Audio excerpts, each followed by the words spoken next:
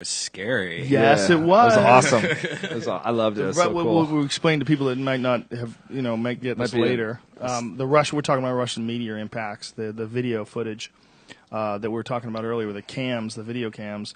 These people, then their dash cams. The one where it hit, and it's like boom. It was brighter than the sun for a second. Fucking flash. crazy. Here, let me read you this. So this is what they think there's about 1,000 a year of these little ones, and then the rock, 1/3 of a meter across, explodes with 100 tons of dynamite, and that happens 40 times a year. 3 meters across, the rock hits with a force of 2,000 tons of dynamite. Oh my God! And 30 meters, it's now an asteroid. And then if it hits, it's 2 million tons of dynamite, it will flatten everything within 6 miles. At 100 meters, an asteroid is the equivalent of 80 million tons of dynamite, and that was what hit in 1908 and flattened 1,200 miles of the forest in Siberia. Is that proven? That's Tunguska, right? Tunguska, yes. They know that for a fact? Well, I think so. And then at a half mile across, the crater is 9 miles wide, a fireball that is 25 times larger than the sun, and is a 7.8 earthquake when it hits, and would cause a nuclear winter and end civilization. Oh my God! But the species would survive. Then the next biggest one up, 6 miles across plus, is the end of everything, and that's like what happened to the dinosaurs. And that's there's no surviving. Look how bright it gets, and I like how it just starts like flickering, like it has like a flicker almost. Yeah, and that's a little baby. That's a little baby meteor. That's a little tiny one. I've had that. I've seen one really close up once. I've seen one here in Calabasas that died out. Yeah, like what you call a shooting star. Right. And there was apparently one that was filmed in San Francisco as well. Oh yeah, there was something. Yeah, and these have nothing to do with that other asteroid that passed really close by. Diaz 241. Or inside the outer ring of satellites. It's awesome. That's how close this fucking thing is. And I love it. And that one is a motherfucker. If that one hits us, look at all this damage this thing did. That was a big one. The one that came This close. one's crazy, just how it looks. It looks like almost like a filter in Instagram. Yeah, look at that. It just brightens the whole thing. It's amazing that everybody like swerved off the road. Everybody's like, doo-doo-doo. Yeah, there's a good compilation at Live Leak right now that has all of them in one long video. Yeah, this is strange times where we get to document this stuff. Yeah, I know. Whereas before, if this happened, it would just be, we wouldn't even hear a thing about it. Yeah. We would have no idea that this even happened in Russia just 10 years ago. Yeah, and I think that actually really does contribute to the paranoia. Sure. Because, like, you've seen the footage now of the tsunami at Fukushima. Like, you can't get away from it, and the 9/11, you've seen that come down 1,000,000 times, and it makes you... It's like you'd like to think you're sophisticated and that you don't believe in advertising and that shit doesn't affect you, but the truth is, like, you're very simple. You're an animal. And that shit works on you, And you believe that life is a Sandra Bullock movie. Yeah, you do. That's how you've been programmed. Meanwhile, if you met Sandra Bullock, you'd be like, she's great. Rocks come from the fucking sky and drop on things.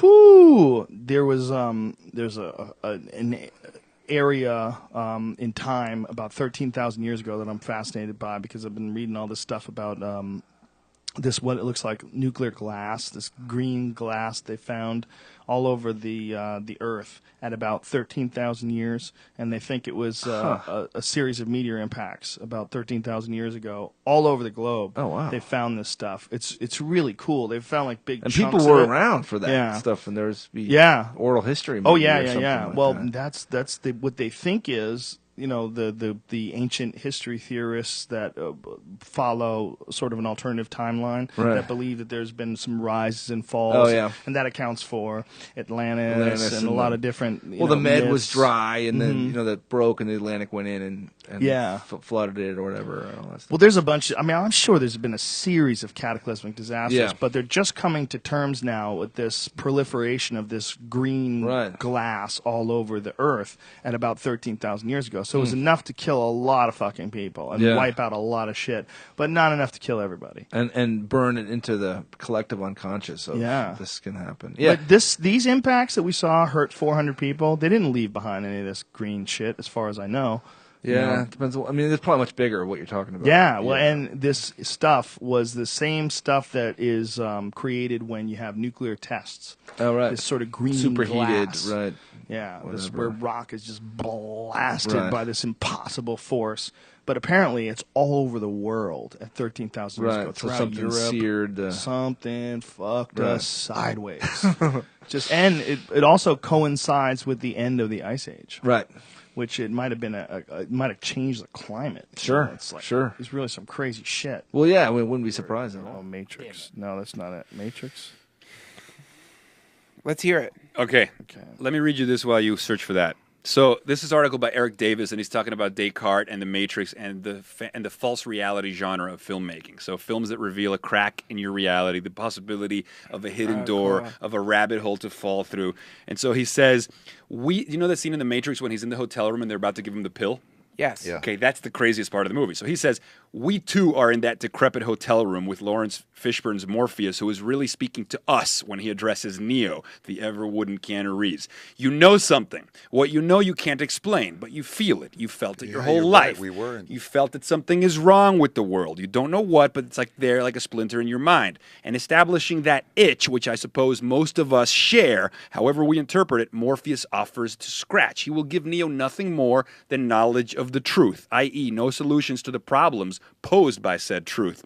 And then he goes on and he says, like a serpent in the Garden of Eden, okay, so hold on. Morpheus offers Neo a pill, like the serpent in the Garden of Eden. Morpheus offers Neo a pill. Neo, of course, swallows the molecular package, which is really the most heroic act in the film. For Neo must then pass his own Cartesian passage through madness, melting into the mirror that alludes not only to Lewis Carroll, but to the mystic psychotic collapse and disappearance of the externalized ego that stabilizes our inner void. Right. As Neo phases out of the Matrix, he opens up, however briefly, the fractured bardo that is the secret thrill of every fan of the false reality genre. The moment when baseline reality dissolves, but no new reality has yet emerged in its pixelating wake. Cool. That's great, man. I mean, the fact that Eric Davis reads this deeply into the film, that's why you really think about what's going on. They got missiles pointed at us, whatever the fuck. Listen, if he launches them, I'm sure the United States will do what they can and we'll be fine. It's just a thought that it's right there. It's imminent. It's right fucking there. We're about to be part of this. Everything will change. Well, everything. You know, what people don't realize who haven't been over there, like you and I, we don't realize what the actual conditions are in that country. And when you read about it, it almost seems like fiction. You know, when you read about the slave camps and the people were born in the slave camps, and you know some of them escape, and they tell these stories of like how weakened they let people get, and then they like literally like people are eating rats and shit trying to stay alive. In Korea, North Korea. Yeah, slave camps. It's horrible shit. Why is there slave camps? I don't know, man. Vice.com exposed that they have slave camps in Siberia. The North Koreans have a slave camp in Siberia, and the people in Siberia, they don't even know that they're not in North Korea. They think they're in North Korea, but really they're in a slave camp in Siberia. It's really fucking crazy. And what I can't wrap my head around, I don't think, and I don't think either can you, is that these people are living like Stalinist Russia. They're living like a real communist, dictatorial sort of, you know, utopic view of the world. You know, their idea of life is they have dear leader. You know, when people didn't cry for dear leader, you know, when the guy died, people who didn't cry got sentenced to 6 months in jail. They sentenced some people to jail because they didn't cry. So people, like, if you ever see the video of people crying, it is the most ridiculous, overproduced, overacted nuttiness that you've ever seen in your life. It's people just terrified. It's really sad to watch because these people are terrified. And they're wandering around crying, just wailing. It's so fake looking. It looks so fake. But it's like they have to put on a show. The government is so they're so controlled. It's such a horrible dictatorship that if you're not crying for the guy dying, they just throw you in a fucking cage. It's fucking crazy. Yeah, the balance of power. For whatever reason, people always want to get to that sort of total dictatorial position. Like even the guy who there was the overthrowing of the government in Egypt. the new people that came in were like, yeah, well, listen, we don't think the law should apply to us, and we're going to do. And everybody was like, what? Like there was like riots in the street. They're like, well, this is what we just got rid of. Like you're trying to do exactly what the government before you. Like we see where you're going with this, you crazy fucks. It's almost like now, what it's is a slave camp? What is the purpose of a slave They're camp? making them where they're working. They're making things, whatever it is. I mean, North Korea has almost no money. They're unbelievably broke. If you fly over North Korea at night, their lights are out. They shut their lights off at night. Whereas you go over South Korea, it looks like any other part of the world where you see people's lights on. North Korea doesn't even have enough money to keep the lights on. I mean, it's a terrible. You can't run a country like that. They're not going to profit. They're not going to prosper. Like the only way to have a really strong economy is you have a lot of people that are trying to make things happen, not just like the people that are in charge and then they're slaves. You can't run it like that. You know, you can't run it where the entire civilization is under your heel, because a strong man is going to prosper. A strong woman is going to prosper. And anybody that knows they're under the heel of the government like that, they're never going to prosper. So the economy is never going to be vital. It's never going to be like, no one's going to be out there trying to make shit happen and kick ass and take names and, you know, and keep the economy energized. They're fucking terrified. They're terrified of these jackbooted thugs coming into their house and locking them in a cage because they weren't fake crying enough, you know? And it's 2013. That's the nuttiest part about it. So this is happening right now. Just like while you and I are taking fucking Southwest to San Jose and having a good time and fucking driving to Vegas and waving at people at the gas station, these fucking people on another part of the world right now are living a horror movie. I bring it up. Most people, I've talked to about this subject to many people. And I myself, personally, I'm not immune to this. I find it very fascinating. However, how much have I looked into the actual planets that we absolutely know are real? Not that much, but I'm worried about this fucking fake planet that may or may not exist. Dude, they might have found another planet. It's this idea of something hidden and mysterious, which is so compelling and attractive to people. That's a fascinating psychological observation. It's a weird thing. We want to believe there's something mysterious that we don't understand and could be there, but we don't know anything about yet. Where there's plenty of things we do know something about, but we want to know more. Why don't you help? Yes. All right. And by the way, the universe is far more wondrous than anything we can imagine. And so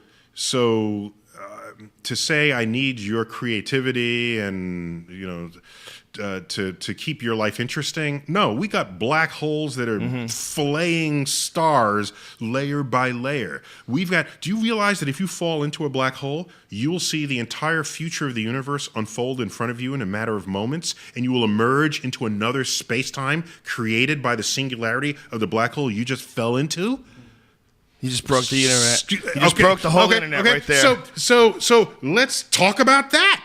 All right? You know, why are we wasting time talking about whether the Saturn V rocket... I mean... Because we're fascinated by shit that's unproven. Mysterious shit. Look, I got a broken brain.